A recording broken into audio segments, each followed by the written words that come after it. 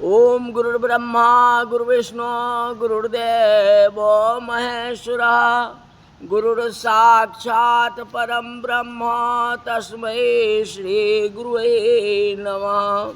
आज की कथा शिव पुराण में शंकर भगवान स्वयं ब्राह्मणों को रूप धारण करके पार्वती जी की परीक्षा ले रहे हैं, जांच कर रहे हैं। पार्वती उन ब्राह्मण से बोले हैं कि ब्राह्मण देवता, मैं मन कर्म और वाणी द्वारा ही भगवान शंकर को वर रूप में निश्चय कर चुकी हूँ। हमें चाहिए तो शिव ही पति रूप में, दूसरा नहीं चाहिए। मैं जानती हूँ कि यह कठिन है, फिर भी हम अपने मनोबल को कम नहीं करूं। इतना सुन के ब्राह्मण कहते हैं कि पार्वती, हे देवी, तुम जिस महादेव जी को चाहते हो ना, उन्हें गुरु कृपा द्वारा मैं भली प्रकार जानता हूं। मेरे को पता है। पहला, वे बैल पर चढ़ने वाले वृषध्वज हैं, बैल की सवारी है और भस्म लगाए हुए हैं और जटा को बढ़ाए हुए हैं। अब भूत और पिशाच के बीच में रहते हैं। बताओ, सती ने भी उनके साथ रह के कौन सा सुख पाया? आखिर अग्नि में जल के भस्मी होना पड़ा ना, जानती हो ना। पार्वती, तुम इस बात को भूल रही हो। तुम इतनी सुंदरी हो, तुम्हें तो इंद्र जैसे वर चाहिए, विष्णु जैसे वर चाहिए, या इससे भी गुणमान अगर कोई हो उसको चुन लो। शिव तुम्हारे लिए शोभाजनक नहीं हो। शिव जी के पास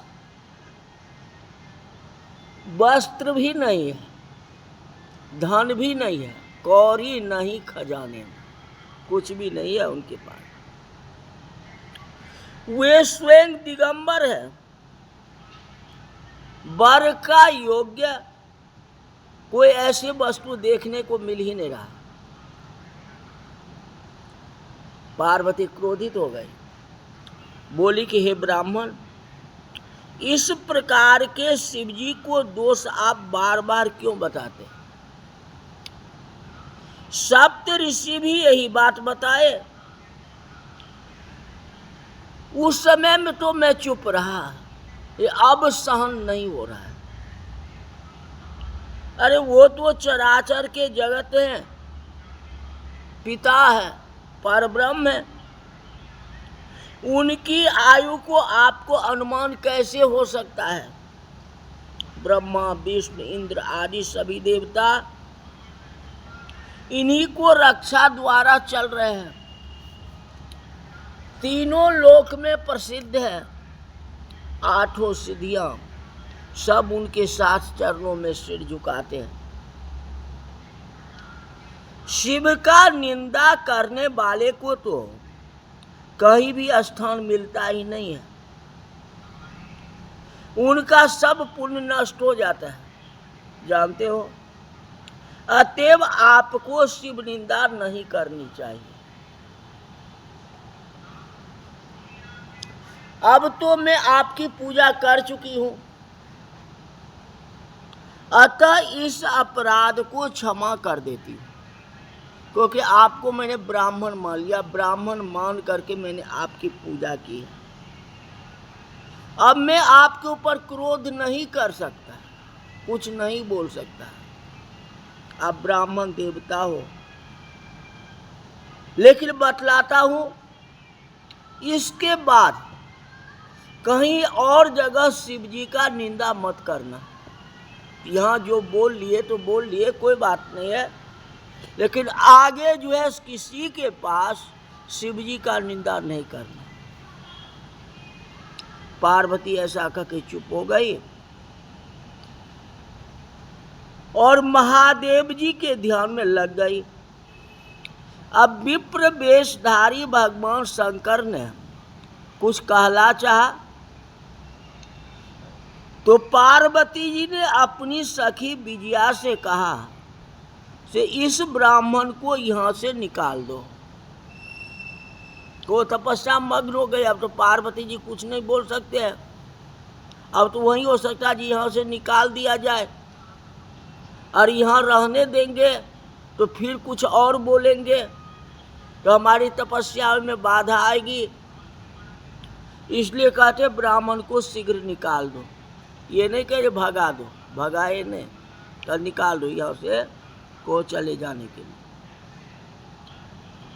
वह फिर से शिव निंदा करने लग जाएगा, वो तो है ही।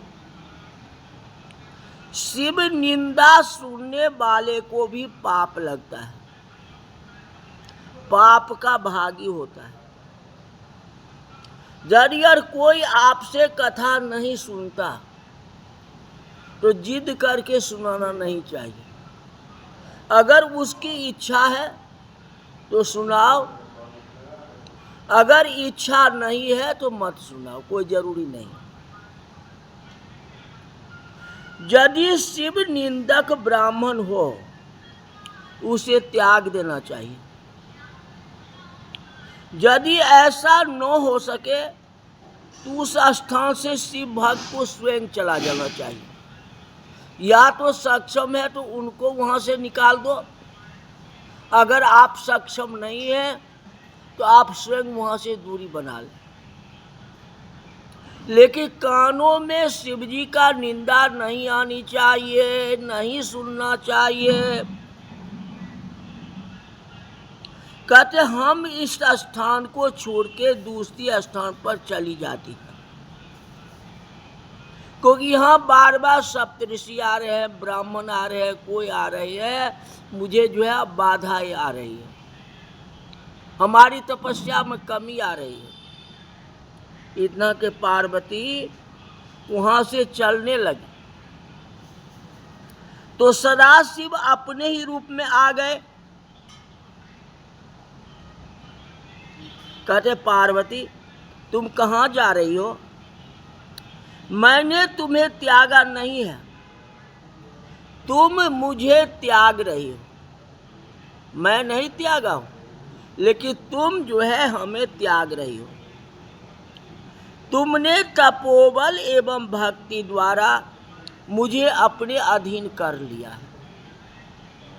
हे प्राणेश्वरी, तुम भी अनादि काल से मेरी पत्नी हो, आज से नहीं, अनादि काल से हो।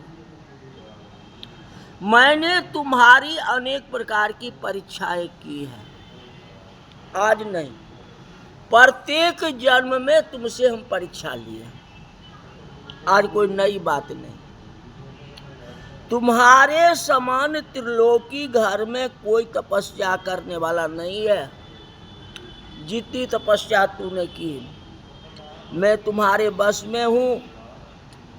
भगवान शंकर के वचन सुन के पार्वती जी अति प्रसन्न हो गए। पार्वती अपने पास में बैठे हुए शिव जी को विस्फारित नेत्रों से देखती है और प्रेम पूर्वक बोलती है कि हे देवेश, आप मेरे स्वामी हो। यदि आप मुझ पर प्रसन्न हैं, यदि आप मुझ पर दयालु हैं तो मेरा यह वचन स्वीकार कर लीजिए। आपको मैं पति रूप में चाहती हूँ। अब मैं आपकी आज्ञा से पिता के घर जाती हूँ। अभी तक तो नहीं गया, अब आपके आज्ञा से मैं पिता घर जाती हूँ। अब वहां से आपका विशुद्ध जस प्रसिद्धि किया जाएगा। हे नाथ, उसके लिए आप मेरे पिता हिमाचल के पास जाइए। और वर कन्या का मंजूर हो गया इसका मतलब ये नहीं है जो मंदिर में जाके जयमाला कर लो और माता पिता को पता भी नहीं चले। आजकल तो वही हो रहा है, माँ बाप को भी पता नहीं चलता है। ये पार्वती जी के ऐसे नहीं है। आप मान गए, कोई बात नहीं है, मैं भी अपने घर जा रही हूँ, आप हमारे पिता के पास जाए अब उनसे जो है विवाह का प्रस्ताव रखें। यदि ऐसा होता है जो लड़के वाले जो है नहीं जाते हैं, किसी को भेजते हैं। लड़के वाले कन्या मांगने के लिए थोड़े जाएंगे, गांव में जाकर कन्या वाले आते हैं, कन्यागत जो है आते हैं। बर बारे कभी गए, ऐसा होता है? ऐसा नहीं होता है। लेकिन कहते आप खुद जाएं। अब शिव जी कोई रास्ता निकालेंगे, अपने खुद तो जाएंगे नहीं, लेकिन पार्वती जी का आदेश है। अब पार्वती जी के आदेश को मानेंगे कैसे नहीं, ये भी बात असमंजस है। तो डायरेक्ट शिव जी कैसे जा सकते हैं? हिमाचल आप बेटी दे दो, मैं विवाह करना चाहती हूँ, ऐसा तो हो नहीं सकते हैं। भोलेनाथ भी वैसे ही है, भिखारी का रूप धारण कर लिया, भिक्षु को रूप धारण करके जाते। जब भगवान को तीनों लोक लेने का हुआ तो राजा बलि के पास में बामन का रूप धारण करके गए, मैंने छोटा रूप धारण करके गए। उसी तरह आज कन्या लेने के लिए हिमाचल के पास जा रहे हैं, तो बड़े बन करके कैसे जाएंगे? शिव जी ने भिखारी बन के जा रहे हैं, भिक्षु बन के। आखिर मांगना है, मांगना क्या है? तो कन्या मांगनी है। हाँ, बहुत बड़ा काम है, कन्यादान अश्मीर जग के बराबरी है। इसीलिए शंकर भगवान ने भिखारी का रूप धारण करके, भिक्षु का रूप धारण करके गए। अब देवताओं के कार्य के लिए जो भी करना होगा वो तो करेंगे ही, यही बात है।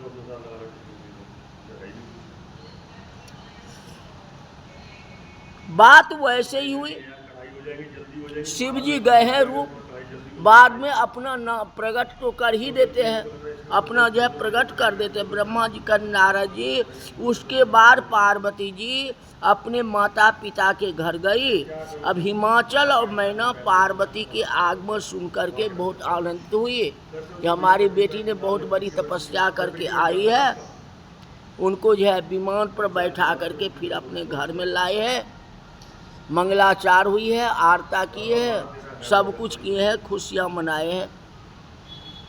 और शिव जी गए हैं, जो कथा कल आपको बताएंगे। आज की कथा यही तक रही। बोल वृंदावन बिहारी लाल की जय।